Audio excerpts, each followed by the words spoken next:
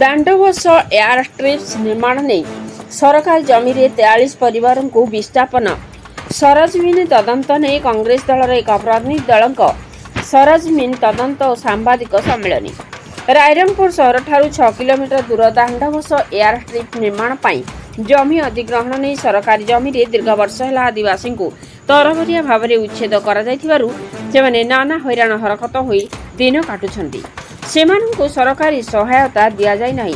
राज्य प्रदेश कांग्रेस सभापति भक्तचरण दास निर्देश क्रमे केन्दुझर पूर्वतन सांसद जोशवंती सिंह लागिरी नेतृत्व में एक अनुसंधानकारी प्रतिनिधि दल केन्दुझर पूर्वतन विधायक सुवर्ण नायक लिप्का माझी अमिता विश्वाल मागुणी मेला प्रमुख आज अपराह दाण्डवश एयर ट्रिप जाई पीड़िता परिवार साक्षात कर आलोचना कर समस्त तथ्य नोट करथिले।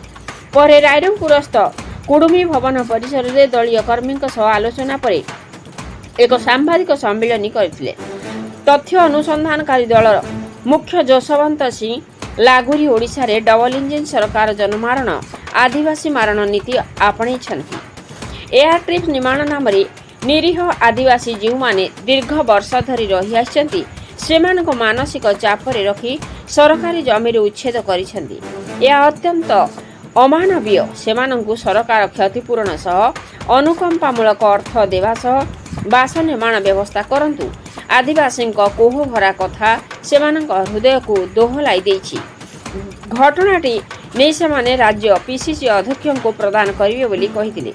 एही सांबादिक सम्मेलन में रायरंगपुर प्राक्तन कांग्रेस विधायक श्यामशरण माझी भुवन साहू बहलदा प्राक्तन विधायक प्रहलाद पूर्ति बसंत पट्टनायक भागीरथी पात्र भजहरी महंत रूपा महांती समेत बहु नेतृवृंद उपस्थित थिले। मयूरभंज अखिल विशाल रिपोर्ट मसीहा न्यूज। आपण मसीहा न्यूज यूट्यूब चैनल को सब्सक्राइब कलेनि कि जदि करिनाहंती एबे करिनियंतु। एहा सह मसीहा न्यूज रो फेसबुक पेज को और ट्विटर को फॉलो करंतु। तासह मसीहा न्यूज रो ऐप आसीगलानी निज मोबाइल रो प्ले स्टोर रो डाउनलोड करनियंतु। जय जगन्नाथ।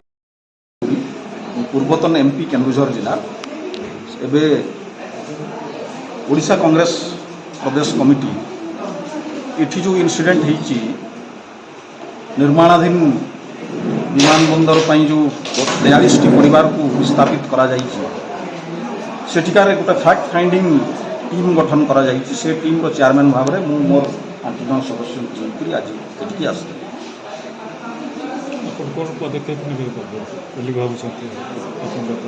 आम से घटनास्थल को जाइकरी सेठिकार क्षतिग्रस्त परिवार लोक मान संगे आलोचना करिचु एवं अनुभव करा जाउची जे सरकार तरबरिया भाव में पदक्षेप नहीं एवं तांकु आवश्यक क्षतिपूरण